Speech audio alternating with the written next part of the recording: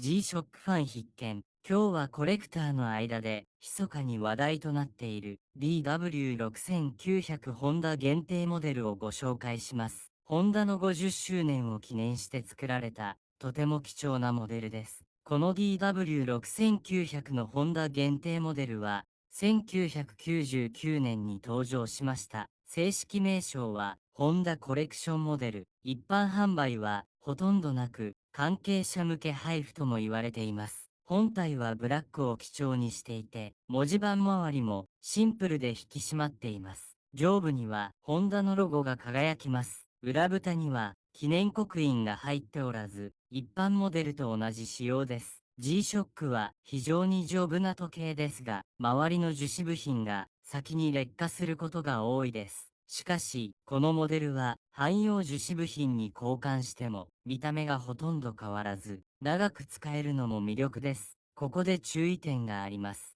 このモデルはガラス面の内側が曇る現象が多発しました。ガラスが曇ると、ホンダのロゴや文字盤が見えにくくなり、せっかくの G-SHOCK の価値が損なわれてしまいます。インターネット上でも曇った個体が販売されていますが、購入はお勧めしません。曇りを除去するには技術が必要で、必ず成功するとは限りません。失敗すると、ガラス内側の印字が消えて台無しになります。詳しい修復方法は、また別の機会にお話ししますので、ぜひ、チャンネル登録をして、楽しみにお待ちください。スペックは、初期の DW6900 と同じで、モジュールは1289を搭載しています。二重気圧防水で、ブルーグリーンの EL バックライトも完備。昔のホンダバイクについていた、旧タイプのウィングマークが赤く浮かび上がります。唯一無二のモデルですね。日本国内のオークションでは、未使用でも、ガラスの内側が曇った個体が、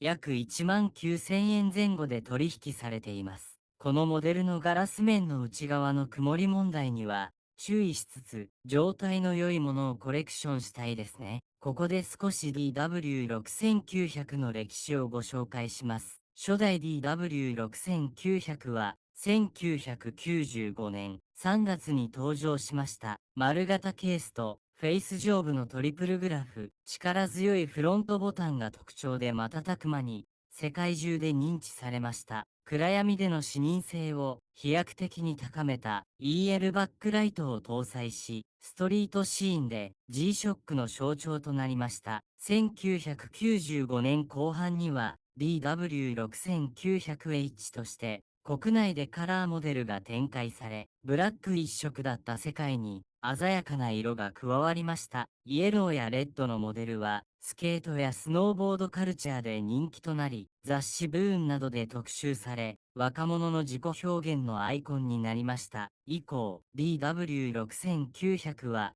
コラボレーションの王様として君臨します。ステュッシーやアベージングエイプやシュプリームなど、数々のブランドとコラボしました。現代では、機能性を進化させながらも、デザインは不変です。電波ソーラー搭載の GW6900 や、潮汐月齢対応の GLX6900 などが登場しました。そして、2025年には、シリーズ誕生30周年を記念して、初代のカラーであるイエローを、バイオマス樹脂で再現した、DW6900TR が発売されました。DW6900 は時代を超えて愛され続ける G-SHOCK の象徴です。このホンダ限定モデルもその歴史の一部を語る特別な一本です。まだまだたくさん紹介できる G-SHOCK があります。次回の動画も楽しみにしていただけたら嬉しいです。チャンネル登録をして待ってもらえると動画制作の励みになります。ぜひチャンネル登録をお願いいたします。